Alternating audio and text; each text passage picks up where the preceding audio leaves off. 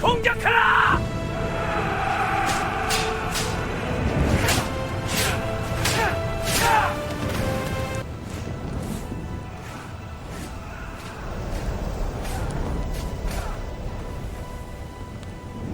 이제 끝이야, 아가씨.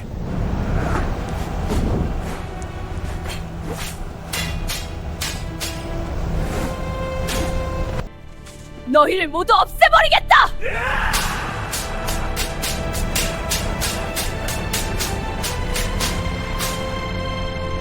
안녕하세요. 오늘은 100명보다 강했던 한 여인의 이야기를 들려드릴게요. 그녀의 이름은 소라, 바람의 딸이라 불린 무사였어요. 자, 시작해볼까요? 바람의 딸. 100명의 도적도 그녀를 막지 못했다. 거친 함성과 싸구려 솔로 목이 쉰 100개의 목구멍이 일제히 울부짖었다. 횃불이 칼과 도끼 위에서 춤추며 지벽에 흉하고 들쭉날쭉한 그림자를 드리웠다. 그리고 이 강철과 광분의 원 한가운데 마을 광장의 다져진 흙 위에 홀로 선 인물이 있었다. 젊은 여인, 늘씬하고 강철 같은 눈빛을 지닌 어떤 무사도 부러워할 만큼 고든 등을 가진 그녀의 맨발은 땅을 단단히 디디고 손에는 쌍절곤이 들려 있었다. 흰 치마는 진흙이 튀어 있었고 붉은 저고리는 눈 위의 핏방울처럼 빛났다. 그녀의 얼굴에는 두려움이 없었다. 오직 결정을 내린 노련한 무사의 냉철한 고요만이. 무리에서 그가 나왔다. 두목. 곰처럼 거대하고 얼굴은 흉터로 가득했다. 그는 몇 걸음 앞에 멈춰서서 그녀를 훑어보았다. 놀람이 눈 속을 스쳐 지나갔다가 곧 경멸로 바뀌었다. 100명 앞에 홀로라니. 대담하구나. 하지만 무모하게 용감한 자는 늑대에게 잡아먹히는 법이지. 그는 몰랐다. 자신 앞에 선 것이 단순한 여인이 아님을. 그 앞에는 바람의 딸이 서 있었다. 과거로 돌아가서 그 운명적인 날의 새벽. 불과 지난 새벽만 해도 이 세상은 평화로이 숨쉬고 있었다. 한림마을은 산자락에 아늑히 자리 잡아 요람 속에 잠든 아이 같았다. 한옥들은 우아하게 휘어진 기와지붕을 이고 온기를 구하듯 서로 기대어 있었다. 공기는 맑고 서늘했으며 소량과 흙냄새, 화로에서 꺼져가는 숯냄새가 되어 있었다. 조선 왕조의 시대, 세종대왕의 치세. 지혜가 금보다 귀히 여겨지던 시대였으나 도적과 굶주림의 그림자는 여전히 변방을 떠돌았다. 20살 소라에게 아침은 밥이 아닌 호흡으로 시작되었다. 그녀는 대나무 숲 끝에 서서 눈을 감고 들이쉬었다. 하나, 둘, 셋. 숨이 아랫배까지 내려가는 것을 느끼며 내쉬었다. 이것이 사범이 가르쳐준 첫 번째 수련이었다. 싸움은 주먹이 아닌 숨에서 시작된다. 그가 말했었다. 흔들리지 않는 숨결은 흔들리지 않는 마음을 만들고 흔들리지 않는 마음은 흔들리지 않는 몸을 만든다. 소라는 고아였다. 7해 전 13살이던 그녀의 아버지가 산에서 돌아오지 않았다. 길가에서 시신이 발견되었는데 이곳 사람들이 호랑이라 부르는 고갯길 도적들의 희생양이 된 것이었다. 어머니는 그보다 먼저 병으로 세상을 떠났다.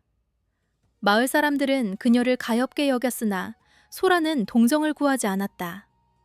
운명은 그녀를 노인 무술인 김태수가 사는 외딴 한옥 문 앞으로 이끌었다. 그는 핏줄이 아니었으나 소녀의 눈 속에서 슬픔이 아닌 굽힐 수 없는 기계를 보았다. 그는 그녀를 거두었고 7 긴 세월 동안 화랑의 무예를 전수했다. 첫 해는 혹독했다. 발이 터지도록 뛰었고 손바닥이 구두살로 덮일 때까지 쳤다. 울고 싶은 날도 있었다. 쓰러지고 싶은 날도 있었다. 그러나 소라는 매번 일어섰다. 왜냐면 그녀는 알고 있었다. 약해지면 아버지처럼 된다고. 아무도 지키지 못한 채 길가에 쓰러진다고. 바람은 형태가 없으나 나무를 쓰러뜨리고 태수사범이 말했다. 물은 부드러워 보이나 돌을 깎지. 네 몸은 그릇에 불과하다. 바람의 기운으로 채워라. 그러면 아무도 너를 꺾지 못할 것이다. 그리고 소라는 채워나갔다. 해를 거듭하며 손바닥이 허공을 갈랐고 발이 높이 치솟았으며 몸은 폭풍 속 버드나무처럼 구부러지고 피했다. 3년이 지나자 마을 사내들이 그녀를 당해내지 못했다. 5년이 지나자 사범이 웃으며 말했다. 이제 나도 너를 이기기 어렵구나. 그녀의 무기는 쌍절곤이었다. 속도와 정확함과 순간의 감각을 요하는 무기. 사범은 매 수련이 끝날 때마다 같은 말을 반복했다. 힘은 주먹에 있지 않다. 선으로 돌아가는 길을 아는 마음에 있다. 처음에는 이해하지 못했다. 싸움에서 어떻게 선이 나오는가? 적을 무너뜨리는데 어떻게 자비가 필요한가? 그러나 7회가 지난 지금 소라는 이 말을 이해했다. 머리가 아닌 온 존재로. 그들은 그녀를 바람의 딸이라 불렀다. 마지막 평화로운 그날 소라는 스승의 정원을 돕고 있었다. 느끼느냐, 소라? 그가 그녀를 보지 않고 물었다. 무엇을요, 스승님? 고요함을. 새들이 울지 않는다. 바람이 숨을 죽였어. 자연은 항상 재앙을 미리 알린다. 소라는 산을 바라보았다. 산봉우리가 평소보다 어두웠다. 마치 산 자체가 숨을 참고 있는 것처럼. 차갑고 끈적한 불안이 그녀의 가슴에 닿았다. 아버지가 떠올랐다. 그날도 아침이 너무 조용했다. 이번에는 달라질 거야. 그녀가 속으로 말했다. 약속이 아니었다. 맹세였다. 그리고 그 맹세는 생각보다 훨씬 빨리 시험받게 된다. 재앙은 새벽에 첫 햇사살이 지붕을 막 건드릴 때 찾아왔다. 그들은 메뚜기 떼처럼 밀려왔다. 80명의 악당들, 더럽고 남노하며 손쉬운 노략질에 대한 기대로 취해 있었다. 이끈 자는 김진호. 이름만 들어도 수도의 포졸들조차 창백해지는 자였다. 한때 그는 전사였다. 최고의 전사 중 한 명. 조선의 북쪽 국경, 눈보라가 몰아치는 요새에서 그는 적군의 침략을 막아냈다. 그의 칼은 빠르고 그의 판단은 날카로웠다. 병사들은 그를 믿었다. 백성들은 그를 존경했다. 그러나 그가 국경을 지키는 동안 아내와 어린 아들이 굶어 죽었다. 탐관오리들의 과중한 세금이 그의 가족을 파멸시킨 것이었다. 돌아와 빈집과 두 무덤만 발견했을 때 내면의 무언가가 부서졌다. 나라를 위해 싸웠는데 나라가 그의 가족을 죽였다. 명예 자리에 눈먼 분노가 의무 자리에 복수하려는 갈망이 들어섰다. 한림으로의 침략은 번개 같았다. 횃불이 곳간의 집지붕으로 날아갔다. 여인들이 아이를 붙들고 비명을 질렀다. 저항하려던 남자들은 쓰러지며 잔혹하게 두들겨 맞았다. 김진호는 광장 한가운데 서서 묵묵히 지켜봤다. 그의 눈에는 기쁨도 만족도 없었다. 오직 공허함만이 겨울강처럼 차갑게 자리했다. 그것이 가장 무서운 것이었다. 불태우고 빼앗고 부수어도 아무것도 느끼지 못하는 그 공허함이. 소라는 스승의 쌍절곤을 닦다가 소란을 들었다. 공포의 비명이었다. 그녀가 마당으로 뛰쳐나오자 이미 검은 연기가 세 군데서 피어오르고 있었다. 스승님, 소라가 조용히 말했다. 두려움이 아닌 준비된 목소리로. 그들이 왔구나, 아가야. 소라는 손에 쥔 쌍절곤을 내려다보았다. 7회. 이 무기와 함께한 7회가 이 순간을 위한 것이었는지도 모른다는 생각이 들었다. 마을을 부수게 둘 수 없어요. 가거라, 바람의 딸. 싸움은 길의 끝이 아니다. 때로 그것은 시작의 뿐이야. 소라는 깊고 공손하게 설했다. 마지막으로 스승의 얼굴을 바라보았다. 주름진 눈가에 자랑스러움이 담겨 있었다. 그리고 돌아서서 달렸다. 갑옷도 검도 없이 그녀는 희생자가 아닌 사냥에 나서는 맹수처럼 달렸다. 7회의 수련. 이제 그것이 진짜인지 확인할 시간이었다. 처음 맞닥뜨린 도적은 도끼를 든 거한이었다. 그는 소라를 보고 껄껄 웃었다. 비켜라. 그는 도끼를 쳐들었다.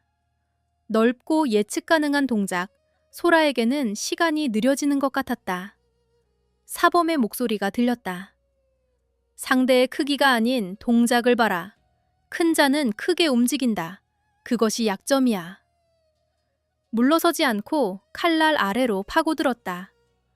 몸이 한 바퀴 돌았고 쌍절곤이 살아났다. 짧은 막대가 도적의 관자놀이에 꽂혔다.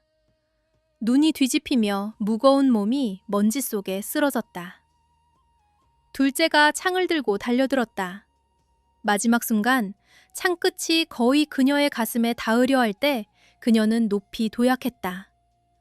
그녀의 발이 도적의 턱을 정확히 강타했다. 뼈가 부러지는 소리가 났다. 셋째의 칼을 구르며 피했다. 사슬이 그의 손목을 감았다. 낚아채채자 칼이 쨍 소리를 내며 떨어졌다. 소라는 멈추지 않았다. 골목 안쪽에서 한 도적이 노인을 벽에 몰아붙이고 있었다. 소라는 지붕 처마를 발판 삼아 뛰어올랐다가 그의 등 뒤로 내려섰다. 도적이 미처 돌아보기도 전에 쌍절곤이 그의 뒷목을 쳤다. 노인이 벽을 잡으며 주저앉았다. 소라는 그를 바라보지도 않았다. 그럴 시간이 없었다. 이미 다음 골목에서 비명이 들렸다. 좁은 골목길을 누비며 물통을 쓰러뜨리고 처마를 뛰어오르고 어두운 골목으로 사라졌다가 예상치 못한 방향에서 나타났다. 싸움이 아니라 춤이었다. 도적들이 수군거리기 시작했다. 어디서 나타났어? 분명 이쪽으로 갔는데. 그림자야, 그림자가 움직이는 거야. 그녀는 죽이지 않았다. 신경, 절, 관절, 혈자리를 쳤다. 의지를 꺾었다. 뼈가 아닌. 귀에 스승의 말이 들렸다. 그들의 분노가 너의 것이 되게 하지 마라. 어느새 쓰러진 자가 15명을 넘어섰다.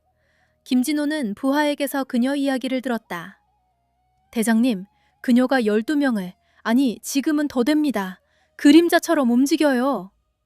데려가. 불타는 곳간 옆에서 그녀를 발견했다. 그들의 시선이 연기와 불꽃 너머로 마주쳤다. 진호가 멈췄다. 그녀의 자세에서, 머리를 드는 방식에서 뼈아프게 낯익은 것이 있었다. 오직 한 사람의 형태, 오래전에 죽었다고 믿었던 그 사람의 형태. 비켜라. 내가 직접 춤을 끊겠다. 그리하여 한림마을의 운명을 가를 싸움이 시작되었다. 두 전사, 두 개의 운명, 그리고 그 사이 어딘가에 묻혀있던 진실. 결투는 예고 없이 시작되었다. 김진호가 돌진하며 그의 칼이 공기를 갈랐다. 그러나 빈 곳을 베었다. 소라는 몸통만 비우려 칼날이 어깨를 빗나가게 했다. 진호는 놀라지 않았다. 오히려 눈이 날카로워졌다. 이 움직임 본 적이 있다. 두 번째 공격, 세 번째 공격, 소라는 막지 않고 흘려 그의 관성을 이용했다. 누구에게서 그것을 배웠느냐? 힘없이 명예는 추한 나약함의 표정일 뿐이라고 가르치는 곳에서요. 이 말이 진호를 찔렀다. 명예, 오래전에 묻어버린 단어. 분노가 다시 그를 덮쳤다. 그가 새로운 공격에 뛰어들어 빠른 대기에 연속을 퍼부었다. 두 정반대의 춤이었다. 거친 힘 대 다듬어진 속도, 분노의 포효 대 고요한 집중. 소라는 막지 않고 흘려 그의 관성을 이용했다. 진호는 깨달아가고 있었다. 이 여인은 이기려는 게 아니었다. 지치게 만들고 있었다. 자신의 분노가 자신의 적이 되도록 유도하고 있었다. 어느 순간 진호가 꾀를 부렸다. 거짓 허점을 만들어 그 순간 발로 찼다. 그러나 소라는 준비되어 있었다. 쌍절곤이 그의 발을 감았다. 낚아채자 거대한 도적이 중심을 잃었다. 그가 비틀거리자 소라가 거리를 좁혔다. 팔꿈치, 어깨관절, 명치. 고통스러우나 불구로 만들지는 않았다. 진호가 물러나 거칠게 숨쉬었다. 그때 보았다. 소라가 피하며 한 동작. 특별한 몸통 회전, 미묘한 발바닥 이동. 그것은 오직 한 사람만이 연마한 기술이었다. 수도원에서 단 둘이 수련하며 함께 완성한 기술. 그의 사형, 김태수. 기억이 번개처럼 그를 강타했다. 햇볕이 가득한 수도원 마당. 두 어린 제자가 기술을 연마하던 태수의 웃음, 그의 조용한 가르침, 그들의 공동 서약. 함께 무릎 꿇고 하늘에 맹세했다. 우리의 힘은 약한 자를 지키기 위한 것이다. 그 맹세를 진호는 언제부터 잊었을까? 누가? 진호가 쉰 소리로 물었다. 내 스승이냐? 절박한 희망의 음색. 소라가 쌍절곤을 내렸다. 그분의 이름은 김태수예요. 마을 끝에 사세요. 김진호에게 세상이 무너졌다. 태수. 그의 형제. 살아서. 거대한 칼이 힘이 빠진 손가락에서 미끄러져 먼지 위에 둔탁하게 떨어졌다. 진호가 자신의 손을 내려다보았다. 언젠가 붓을 쥐고 아들을 안아주던 손들. 이제는 굳은 살과 낯선 이의 피로 뒤덮였다. 그리고 소라를 보았다. 그녀의 얼굴에서. 그는 적을 보지 않았다. 자신이 오래전에 잃어버린 순수함을 보았다. 칼은 떨어졌다. 하지만 진짜 싸움은 지금부터였다. 자기 자신과의.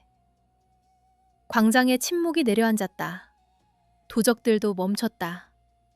농부들도 숨을 참았다. 아무도 움직이지 않았다. 소라가 한 걸음 앞으로 나왔다. 무기 없이. 그녀의 눈에는 승리가 없었다. 연민이 있었다. 깊고 고요한 가을 호수처럼. 스승님은 가장 뛰어난 제자에 대해 이야기해 주셨어요. 그녀가 말했다. 김진호라는 전사, 용맨이 그의 마음만큼 컸다고. 당신이 죽은 줄로 아셨죠? 진호가 고개를 들었다. 그의 눈에 분노가 없었다. 오직 끝없는 고통만하니. 나는 죽어 있었어.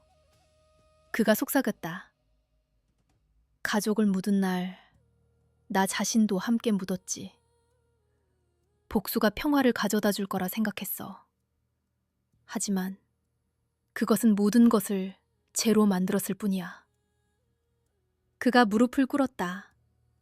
거대하고 강력한 도적이 20살 여인 앞에 먼지 속에 무릎을 꿇었다. 그리고 울었다. 수년간 억눌러온 참회의 눈물이었다. 그 눈물을 본 도적 하나가 천천히 칼을 내려놓았다. 그 옆에 있던 자도 따라서 내려놓았다.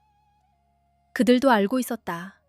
자신들이 걸어온 이 길이 얼마나 어두운 길이었는지를. 소라가 곁에 섰다. 그를 위로하지 않았다. 이 길은 그가 스스로 걸어야 했다. 그저 스승의 말을 반복했다. 가장 끔찍한 잘못을 저지른 후에도 선으로 돌아가는 길을 찾을 수 있다고요. 싸움은 길의 끝이 아니에요. 때로 그것은 시작일 뿐이에요. 진호는 오랫동안 침묵했다. 그 말이 가슴속에서 울렸다. 한 번, 두 번, 세 번. 마치 오래된 종이 먼지를 털고 다시 울리는 것처럼. 그가 천천히 일어섰다.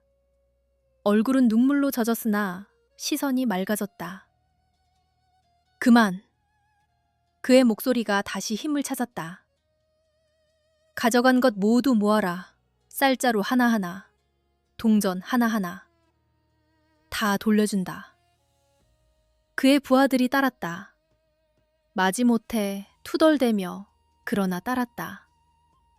농부들이 은신처에서 나오기 시작했다. 처음에는 조심스럽게, 그러더니 갑자기 광장에 박수 소리가 터졌다. 처음엔 작게, 그 다음 점점 크게, 그리고 이제 진짜 이야기가 시작되었다. 마지막 쌀자루가 돌아간 후 진호는 소라와 함께 태수 사범이 사는 한옥으로 향했다.